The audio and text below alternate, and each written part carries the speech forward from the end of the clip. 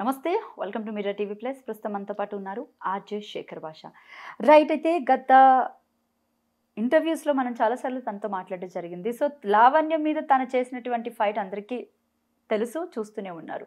అయితే ఈ మధ్య కాలంలో మగవాళ్ళ గురించి కూడా రీసెంట్‌గా జంతర్ మంతర్ దగ్గర, ఢిల్లీలో జంతర్ మంతర్ దగ్గర తను ధర్నా చేసి రావడం కూడా జరిగింది. నెక్స్ట్ తన మోటివ్ ఏంటి? అసలు తన కెరియర్ ప్లాన్స్ ఏంటి? అనేది తెలుసుకునే ప్రయత్నం చేద్దాము. Hi. Hi Radha, how are you? Yeah! I'm good. What about you? Fine. Yeah! So, after long time ఒక దాదాపు ఇంకో 3 మంత్స్ అయితే 1 ఇయర్ అయిద్ది మనం కలిసి. So, yeah! ఏంటి అంటే డే 1 నుంచి అబ్జర్వ్ చేస్తున్నాను. ఒక పర్సనల్ ఎజెండానా అంటే కాదు అంటావు. పోనీ దేని గురించి చేస్తున్నావు అనంటే ఆడవాళ్ళతో పాటు మగవాళ్ళకు కూడా సమాన హక్కులు రావాలి. ఇలా అక్రమ కేసులు పెడితే ఉపేక్షించేది లేదు అన్నావు. ఏంటంటే నీ మోటివ్ ఏంటి అసలు ఫస్ట్? సో ఇలా హాడుతూ పాడుతూ గడిపిస్తున్న నా జీవితంలో సడన్గా ఒక ఒక బ్లాక్ మెయిల్ సినారియో వచ్చింది. లక్ష్మీ పడాలా? వచ్చింది. ప్రేమిస్తావా చస్తావా, మీ ఆవిడని వదిలి పిల్లల్ని చంపి నాతోనే ఉండు, ఇలా రకరకాలుగా టార్చర్ చేస్తుంది. లేదు కుదరదు అంటే నువ్వు మగాడివే కాదు, డాష్ డాష్ డాష్ ఇట్లా బూతులు మాట్లాడము. ఇంకా అది పెరిగిపోయి ఆవిడని ఇంటి నుంచి ఖాళీ చేసి వెళ్ళిపో అంటే, అంటే మా ఆఫీస్ పక్క పోర్షన్లో ఉన్నట్టు. సో ఇప్పుడు రాజుతరని ఇంట్లో ఎలా టెస్ట్ వేసి ఎలా పాతుకుపోవాలని చెప్పి లావణ్య ఎలా చూస్తుందో అక్కడ ఆవిడ అలాగే ట్రై చేస్తుంది అనమాట. కాకపోతే అది నా సొంత ఇల్లు కాదు, అదృష్టం. అది అద్దిల్లు, ఆ ఓనర్కి సంబంధించి. సో అది జరుగుతున్నప్పుడు ఇంకా ఉన్నాయి కదా, మాకు తెలియదు ఇటువంటివన్నీ జరుగుతాయని. నీ మీద రేప్ కంప్లైంట్ పెడతా, అది చేస్తా ఇది చేస్తా అని చెప్పి రకరకాల బెదిరింపులు ఇవన్నీ కూడా. సో ఇంకా ఫైనల్ పోలీస్ కంప్లైంట్ చేశాను, ఇలా జరుగుతుంది. మొత్తం కాల్ రికార్డ్స్ డేటా మొత్తం తీసుకెళ్ళి పోలీసులకి ఇచ్చి అప్పుడు నాకు అర్థమైందనమాట మన సిస్టమ్ ఎట్లా వర్కౌట్ అవుతుంది. సో ఆడవాళ్ళకు ఒక తీరులో, మగవాళ్ళకు ఒక తీరులో. మగవాడు ఏం చేసినా వాడు ఒక పెదవలాగా, వాడిని ఒక ముజ్రింలాగా, వాడు ఒక నేరస్తులాగా ట్రీట్ చేస్తుంది మన సిస్టమ్. ఆడవాళ్ళు డ్రగ్ పెడ్లర్లైనా, చెంచులగూడ జైల్లో 45 రోజులు ఉండిచ్చినా, ఏం చేసినా కూడా వాళ్ళు మళ్ళీ తిరిగి వచ్చి మగాళ్ళ మీద కేసులు పెట్టచ్చు. Just like Lavanya. ఆవిడ 45 రోజులు చెంచులగూడ జైల్లో ఉండొచ్చు, వెంటనే వచ్చి కేసు పెట్టేస్తుంది రాస్తారు మీద. లక్ష్మీ పడాల మీద మీరు చేసినటువంటి పోరాటం ఏదైతే ఉందో అది ఎంతవరకు వచ్చింది? పోరాటం కాదు, కంప్లైంట్ అది. సో పోరాటం అనేది ఎఫ్ఐఆర్ ఫైల్ అయింది అట్లీస్ట్ అమ్మాయి మీద అయిందండి. మరి ఏమైందంటే ఆ కేసు అంతా పక్కకు పోయింది, ఇటు లావణ్య మీద కంప్లీట్ గా వచ్చారు. ఏం జరిగింది మధ్యలో? కంప్లీట్ గా ఏం రావడం ఏం లేదు. జరుగుతున్న దాంట్లో వీళ్ళందరూ కూడా, నేను వెళ్తున్న దారిలో వీళ్ళు వస్తున్న ఎగ్జాంపుల్స్ అంతే ఇవి. సో ఎప్పుడైతే ఇలా వచ్చిందో నాకు అర్థమైంది, సిచ్యువేషన్ అర్థమైంది. వచ్చిన తర్వాత ఓకే ఇలా ఉంటుంది. సో మగవాళ్ళు ఒక సెకండరీ సిటిజన్స్ లాగా, అంటే ఒకప్పుడు మన దేశంలో కుల వ్యవస్థ గట్టిగా ఉన్న టైంలో వాళ్ళు ఎవరు పంతులు గారు వస్తుంటే చెప్పులు చేతిలో పట్టుకొని ఎస్సీ ఎస్టీ వాళ్ళందరూ కూడా ఇట్లా నించొని అయ్యారు, మనం రాకూడదు ఇలా. అంటే అందరూ మనుషులమే, అందరూ ఈక్వల్గా ఉండాలనే కదా అప్పట్లో పోరాటం. సో ఇప్పుడు ఆ సిచ్యువేషన్లో మగవాళ్ళు ఉన్నారు. ఆడవాళ్ళు మనం రెస్పెక్ట్ ఇవ్వాలి, వాళ్ళు తిరిగితే పడాలి, వాళ్ళని తిరిగి ఒక మాట అంటే వాళ్ళ మీద కేసు. మోడెస్టీ ఆఫ్ ఎ ఉమెన్ని ఇచ్చేసినట్లేదు. మోడెస్టీ ఆఫ్ ఎ మ్యాన్ ఉండదు, రెస్పెక్ట్ మ్యాన్ అని ఎవరు చెప్పరు. ఎందుకు? We are secondary citizens. అంటే మేము మనుషులమే కదా, మాకు కాళ్ళు చేతులు ఉన్నాయి, మేము గౌరవంగానే బతుకుతున్నాం, ట్యాక్స్ కడుతున్నాం, ఓట్లు వేస్తున్నాం, అన్నీ చేస్తున్నాం కదా. Why only respect women, why not respect a man? So గౌరవంగా బతుకుతున్నాం, గౌరవం ఇవ్వండి. అలాగే మగవాళ్ళు ఇప్పుకొని తిరిగినట్టు ఆడవాళ్ళు ఇప్పుకొని తిరగలరా? మనలో మనమాట మీరు బయటకు వెళ్ళి చూడండి, ఎక్కడ స్కిన్ ఎక్కువ కనబడుతుందో చెప్పండి. సీరియస్లీ చెప్పండి, మీరే చెప్పండి. బయటికి వెళ్ళి చూడండి, ఏముందో ఒక షర్ట్ ప్యాంట్ వేసుకొని పోతాడు మగవాడు. అవును కదా. సిచ్యువేషన్ వస్తే మీరు షర్ట్ ఇప్పుకోగలుగుతారు, ఆడవాళ్ళు ఇప్పుతారు అసలు అలాగా? నేను ఎప్పను. నేనేదో ఇక్కడ చింపుకొని ఇలా రకరకాలు నేనేమి చేసుకోవట్లేదు. బేసికలీ అంటే what ever you could call it fashion or something. మీరు అడిగిన మాటకి సమాధానం చెప్తున్నాను. మగాళ్ళు ఇప్పుకొని తిరిగినట్టుగా ఆడవాళ్ళు ఇప్పుడు తిరగట్లేదంటే బయటికి వెళ్ళి చూస్తే మీకు రివర్స్లోనే కనబడుతుంది మీరు అన్నమాట. ఏదైనా ఒక మాల్కి వెళ్దాం, మన ఇద్దరం కెమెరా పెట్టుకొని చూద్దాం, ఎక్కువ స్కిన్ ఎక్కడ కనబడుతుంది నేను చూద్దాం. సింపుల్. ఉందా మీకు ఫ్రీడమ్ ఉందా లేదా అనేది కాదు పాయింట్. అక్కడ ఏం జరుగుతోంది, మన చట్టాలు ఏం చెప్తున్నాయి, అంతే సింపుల్. ఎవడన్నా సరే మీకు అంతకు రీసెంట్గా ఒక వీడియో కూడా వచ్చింది, చాలానే ఉన్నాయి ఇట్లాంటి ఎగ్జాంపుల్స్ చెప్పుకుంటూ పోతుంటే. బట్ పాయింట్, చట్టాల వల్ల పోలీస్ సిస్టమ్ వల్ల మగవాడు ఒకప్పుడు ఒక బాపనయ్యో లేకపోతే ఒక రాజుగారో లేకపోతే ఒక చౌదరి గారో ఎవరన్నా వస్తుంటే మీ పేర్ల చివరలో ఉన్న తోకలు ఎందుకు మా ఊరి చివరనే మా పాకలు ఎందుకు అన్న అంత దుస్థితిలో ప్రస్తుతం మగవాడు బతికే పరిస్థితి. రైట్. మరి లక్ష్మీ పడాల కేసు ఎక్కడి వరకు వచ్చింది? దాని తర్వాత లక్ష్మీ పడాల రీసెంట్గా ఒక టీవీ ఛానల్లో కూడా మాట్లాడుతూ నన్ను శేఖర్ భాష వాడుకున్నాడు, అది చేశాడు, ఇది చేశాడు, నేను కంప్లైంట్ ఇస్తాను అండ్ ఎఫ్ఐఆర్ కూడా ఫైల్ అయ్యింది, వదిలేదు లేదు అని చెప్పేసి పెద్ద ఎత్తున తను యాక్చువల్లీ తన ఫేస్ ఎవరికి తెలియకపోవచ్చు, అంటే మీడియా ముందుకు పెట్టకపోవచ్చు, బట్ మీరు అది రివీల్ చేశారు. ఫైనల్లీ వినోహర్. బట్ ఏంటంటే ఆ కేసు వరకు ఏంటి పరిస్థితి?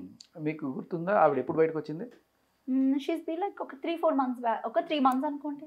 కాదు అంతకు ముందే వచ్చింది ఆవిడ, మీకు గుర్తుంటే. అంటే రీసెంట్ గా తన గురించి బయటకు వచ్చింది మాత్రం మీడియా ముందుకు ఎప్పుడు బయటకు వచ్చింది నేను చెప్తా. ఎప్పుడంటే ఒక ఇంటర్వ్యూలో లావణ్య గురించి నేను ఫ్యాక్ట్స్ అన్ని బయట పెడుతున్నప్పుడు ఆవిడ దిలీప్ సుంకర అవతల పక్క లైన్లో ఉన్నప్పుడు దిలీప్ సుంకర పక్కనే ఈవిడుంది. కామనర్ లైబ్రరీ అనే ఛానల్లో కూడా ఉంటుంది, ఐ థింక్ సో, అది ఉండాలి తెలియదు. బట్ ఆవిడ ఈయన పక్కన దిలీప్ సుంకర పక్కనే కూర్చొని మాట్లాడుతుంది. మాట్లాడుతూ ఇంకా చెప్తుంది అనమాట, నేను ఒక రిలేషన్లో ఉన్నాను, ఆ రిలేషన్లో ఉన్నప్పుడు నాకు ఇట్లా అన్యాయం జరిగితే శేఖర్ భాషను సంప్రదించాను. ఇప్పుడంటే శేఖర్ భాష ఈవిడ రిలేషన్లో ఉన్నప్పుడు లేకపోతే ఈవిడ చిన్నప్పుడు శేఖర్ భాష ఈ లాయర్ పనిలో లేకపోతే ఈ సమాజ సేవలో ఏమేం చేయలేదు కదా, సంప్రదించడానికి నేనేవ్వండి, ఆవిడ రావడానికి నేనేవ్వండి అసలు.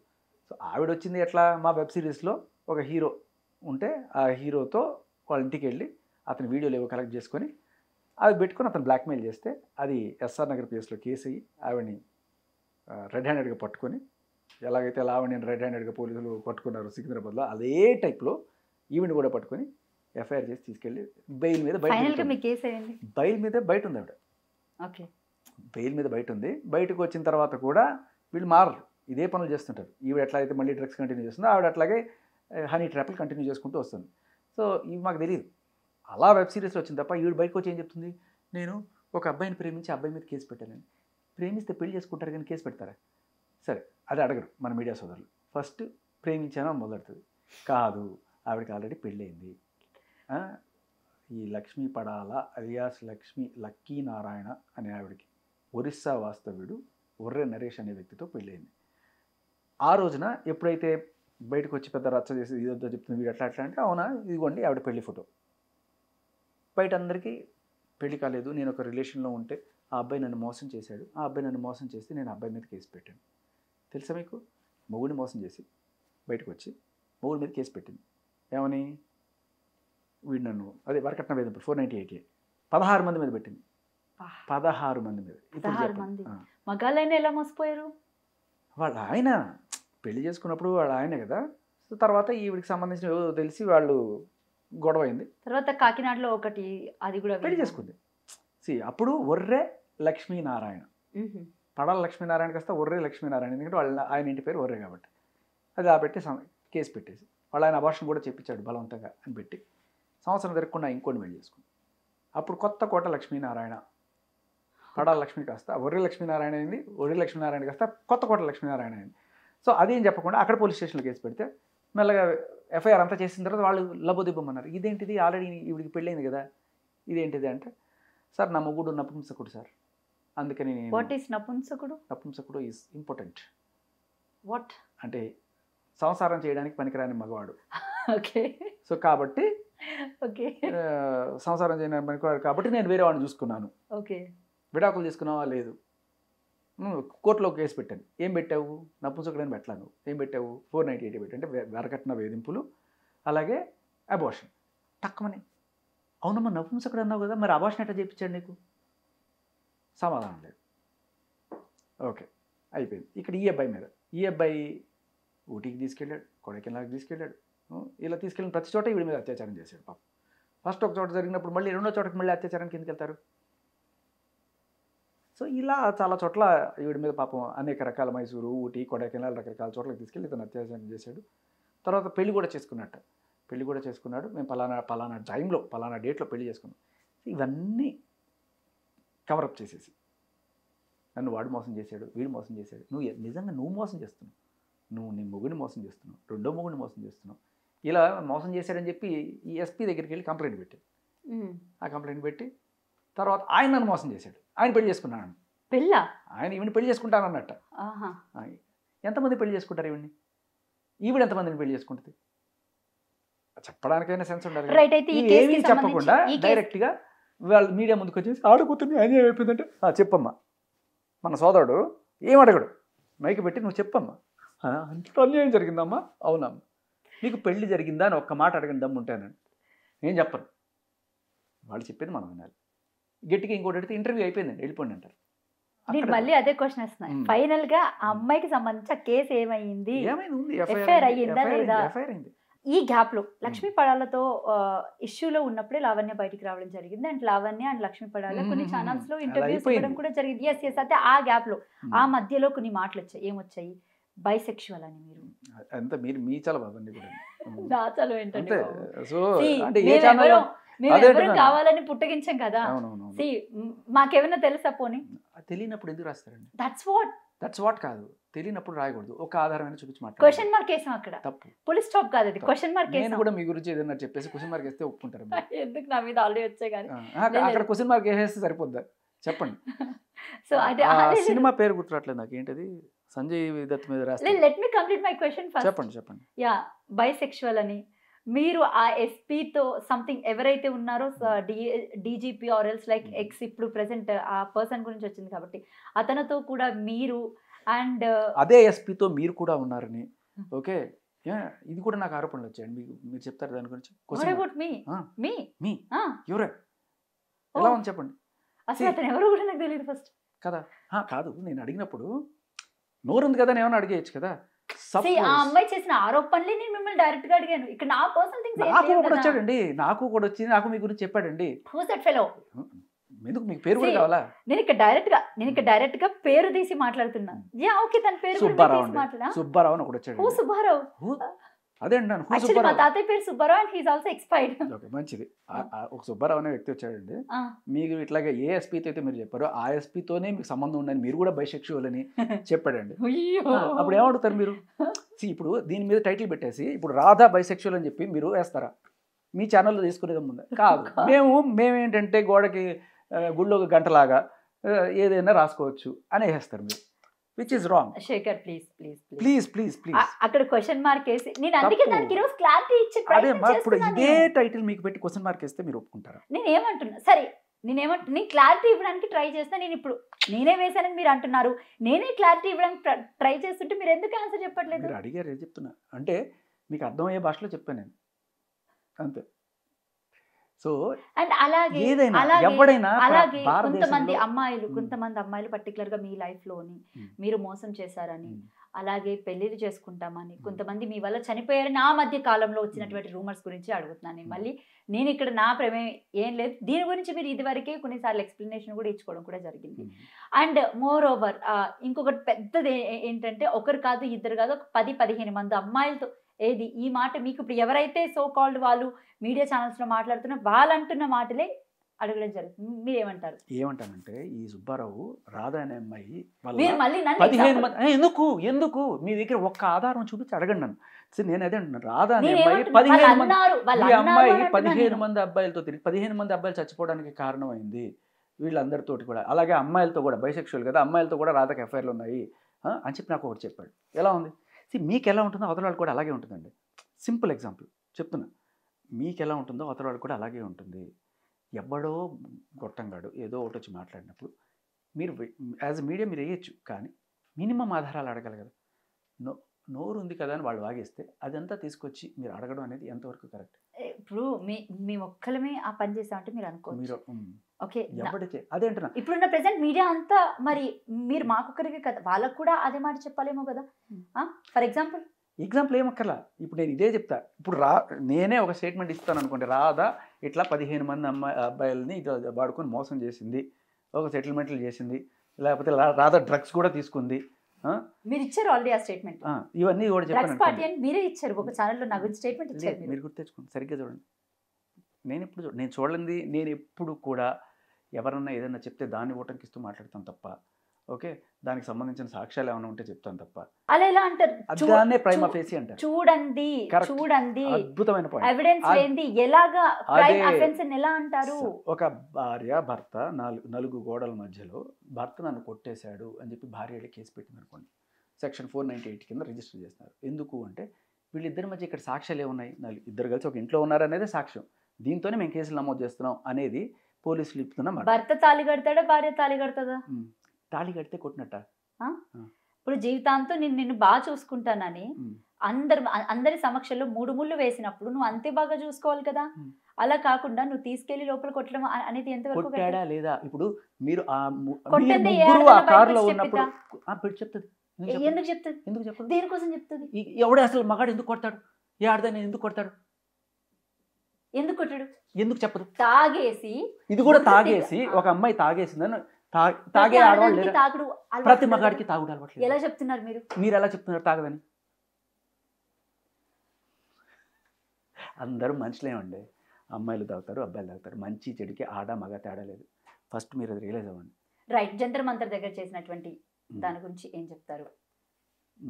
జంతర్ మంతర్లో ఇదే ఇప్పుడు మీకు అదే క్లియర్ కట్గా ఎగ్జాంపుల్ చెప్పాలంటే, ఈ 4 గోడల మధ్యలో జరిగేదానికి సాక్ష్యాలు లేకుండా ఇప్పుడు నేనైతే ఎట్లయితే ఇది చేస్తున్నానో అక్కడ ఏం జరుగుండకపోవచ్చు, నిజంగా మీరు చెప్తున్నట్టుగా మీ కారులో ఏం జరుగుండకపోవచ్చు, కానీ బయటకు వచ్చి ఒక వ్యక్తి ఇది జరిగింది అని చెప్పినప్పుడు మీరు ఎలాగైతే అఫెండ్ అయ్యారో, నేను చేయకపోయింది కూడా చేసినట్టుగా వాళ్ళు చెప్తున్నానంటే మీకు ఎంత బాధ వస్తుంది.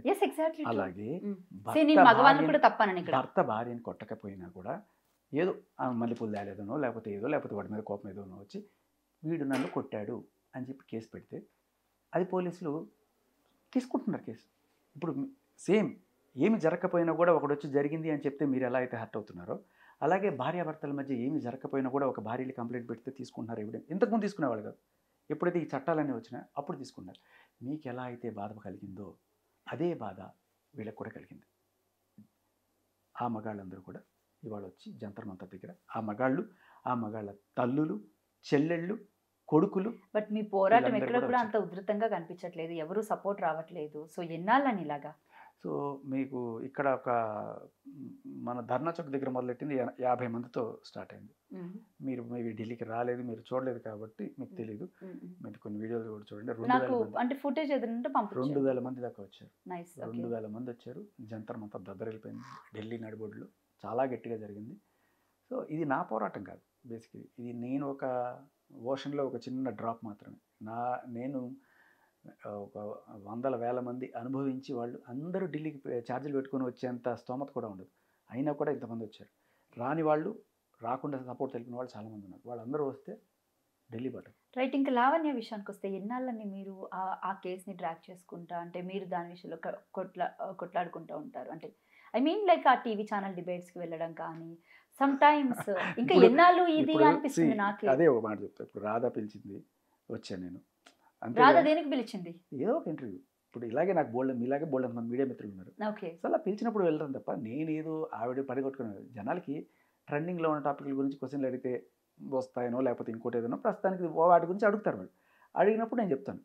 అదే వాడిని పనిగట్టుకుని నేను వెళ్ళేది. నేను పనిగట్టుకుని చేసే పని బోల్డ్ ఉన్నాయి, లైక్ వీటి కోసం 498 కోసం. ఇప్పుడు అలాగే కొంతమంది ఉన్నారు, వాళ్ళు పాపం నిన్న ఒక ఆయన జూనియర్ లెక్చరర్ శ్రీ చైతన్య కాలేజ్లో, ఆయన వాళ్ళ భార్య ఆయన్ని ఇష్టం లేదు పెళ్ళే మనం వాట్ ఎవర్, ఆయన అంటే ఇష్టం లేదు, బిడ్డను తీసుకొని వెళ్ళిపోయింది. ఆయనకేమో ఇప్పుడు బిడ్డ కావాలి, భార్య కావాలి అనుకుంటున్నాడు, రావట్లేదు. 4 సార్లు అడిగాడు, రావట్లేదు. ఇంకోసారి అడిగితే వెళ్ళి కేసు పెట్టింది. రీసెంట్గా డీజీపీని కూడా, అంటే మాజీ డీజీపీని కూడా చంపేశారు. తల్లి కూతురు కలిపి ఇంట్లో అదే అంటున్నాను, కొట్టి చంపేశారు. సో ఇలా ఏంటంటే వీళ్ళు ఉన్నారు, వాళ్ళని తీసుకొచ్చి నేను కూర్చోబెడతా. పెద్ద ఇంట్రెస్ట్ ఉంటుంది మీడియా ఛానల్, సెలబ్రిటీ అయితేను ఇలాంటివి అయితేనే ఇంట్రెస్ట్ ఉంటుంది. ఇలాంటి వాళ్ళు చాలా మంది ఉన్నారు, వాళ్ళని తీసుకొచ్చి నేను కొంతమంది. నేను ఒక క్వశ్చన్ అడుగుతా. రీసెంట్ గా జరిగిన అంటే ఇన్సిడెంట్ అయిన తర్వాత ఒక మంత్రి ఉన్నాడు, ఏది రాస్తారని సంబంధించిన కేసులో ఆ విల్లాకి సంబంధించి మంత్రి ఉన్నాడు వెనకాల అని చెప్పేసి ఒక టాపిక్ వచ్చింది. ఏంటంటే దాని గురించి నాకు ఒక క్లారిటీ కావాలి. ఎవరా మంత్రి, ఏ పార్టీకి సంబంధించినటువంటి మంత్రి, అసలు దీన్ని మనం ఏ కోణంలో? మంత్రి అనేవాళ్ళు ప్రస్తుతం మంత్రి, ఎక్స్ మంత్రి కాదు. మంత్రి అంటే ఏ పార్టీకి సంబంధించిన వాళ్ళు చెప్పకర్లా, ఓకే అర్థమైపోతుంది. ఓకే, కాంగ్రెస్ పార్టీకి సంబంధించిన. సో ఈ ఆవిడ చెప్పినంత మాత్రం అయిపోద్దా? ఈవిడ చేసే నిందలన్నీ కూడా ఎలా ఉంటాయి? తాడు బొంగరం లేకుండా వాడిది వీడిది అని చెప్పండి. ఆవిడ చెప్పినంత మాత్రం అవుతుందని కూడా నేను చెప్పను. కానీ బట్ ప్రభుత్వం కూడా ఒక డ్రగ్ పెడలర్, ఎవరైతే 45 రోజులు చెంచులు కూడా జైల్లో ఉండొచ్చిన ఒక డ్రగ్ పెడలర్ ఇవాళ నాకు ఒక మంత్రి సపోర్ట్ చేస్తున్నాడు, లేకపోతే మంత్రి గారి మేనల్లుడు సపోర్ట్ చేస్తున్నాడు, ఇలా చెప్పుకొస్తే ఇప్పుడు ఇది ప్రభుత్వానికి నచ్చ కదా. బేసిక్ రాజ్ తరుణ్ వాళ్ళకి ఒక మంత్రి సపోర్ట్ చేస్తున్నారని చెప్పేసి రీసెంట్ గా కొన్ని ఇంటర్వ్యూస్ లో మాట్లాడడం జరిగింది. తను ఎవరు మీరు చెప్తున్న సోకాల్డ్ పర్సన్ లావణ్యనా? అదేంటున్నా లావణ్య చెప్తున్నా, రాజధాని చెప్పట్లేదు కదా. లావణ్యకి పరిచయాలు ఉండొచ్చు, లావణ్యకి ఈ పబ్బులు పార్టీలు ఇవన్నీ అలవాటే కాబట్టి ఏదో ఒక పబ్లో ఆ మినిస్టర్కి సంబంధించిన మేనళ్ళు పరిచయం అయి ఉండొచ్చు. ఆ పరిచయం బేస్ చేసుకుని నాకు వాళ్ళు తెలుసు వీళ్ళు తెలుసు కాబట్టి వాళ్ళ దగ్గర ఈ డాక్యుమెంట్లు పెట్టాను, ఇంత డబ్బులు తెచ్చుకున్నాము కాబట్టి ఆ డబ్బులంతా కూడా నాకు అంటే బేసికల్లీ 55 లక్షలు నాకు ఇస్తే ఇల్లు వదిలేసిపోతానని ఇండైరెక్ట్ బేరం అది. బట్ ఏదైనా చెప్పుకోవచ్చు, కానీ ఈవిడ యాక్చువల్గా గవర్నమెంట్ని లాగే ప్రయత్నం చేస్తుంది. అంటే ఒక మంత్రి అన్నప్పుడు అది గవర్నమెంట్కి ఆవిడ వేసిన ఒక గవర్నమెంట్ మీద చేస్తున్న ఒక ఇది వేరే అనుకోండి. ఇప్పుడు ఆయన గవర్నమెంట్లో మంత్రి అంటే హీఈస్ ఇన్ ద మినిస్ట్రీ. ఇప్పుడు కాంగ్రెస్ పార్టీ అధికారంలోకి వచ్చిన తర్వాత ఫస్ట్ ప్రజలందరికీ ఇచ్చిన హామీ కానీ లేకపోతే గట్టిగా మాట్లాడిన మాట కానీ ఏంటంటే డ్రగ్స్ మీద ఉక్కుపాదం మోపుతానని అన్నారు. సో డ్రగ్స్ విషయం చూస్తుంటే క్లియర్గా మస్తాన్ సాయి అనే వ్యక్తి ఎంత పెద్ద డ్రగ్ పెడ్లరు, లేకపోతే వరలక్ష్మి టిఫిన్ సెంటర్లో కొంతమంది, ఇప్పుడు మీరన్న వ్యక్తి కూడా అందులో A11 ప్రభాకర్ అనే వ్యక్తి కూడా ఉన్నాడు. అండ్ ఇంకా మస్తాన్ సాయి విషయానికి వస్తే కొన్ని వీడియోలు కూడా బయటకు వచ్చాయి. మీరే నన్ను ఒకనొక టైంలో కూడా కామెంట్ చేశారు, ఈవిడ గారు మస్తాన్ సాయి గురించి కామెంట్ చేసింది అని చెప్పేసి అని మీరు నన్ను కూడా అనడం జరిగింది. Okay, what ever it is. But అంటే ఇంత పెద్ద ఎత్తున కంటికి కనిపిస్తున్నా కూడా వీళ్ళెవ్వరిని పట్టించుకోకుండా ఇంకా డ్రగ్స్ మీద నేను ఉక్కుపాదం మోపుతానంటే దాని అర్థం ఏంటి? మోపారు కదా, మస్తాన్ జైల్లో ఉన్నాడు కదా, మరి మిగతా వాళ్ళు మస్తాన్ జైలుకి వెళ్ళడానికి కారణం ఎవరు? ఎవరు ఎవరు ఎవరు చెప్పండి? గవర్నమెంటా లేకపోతే పోలీసులు కాకపోతే ఇంకెవరు చేస్తారు పని?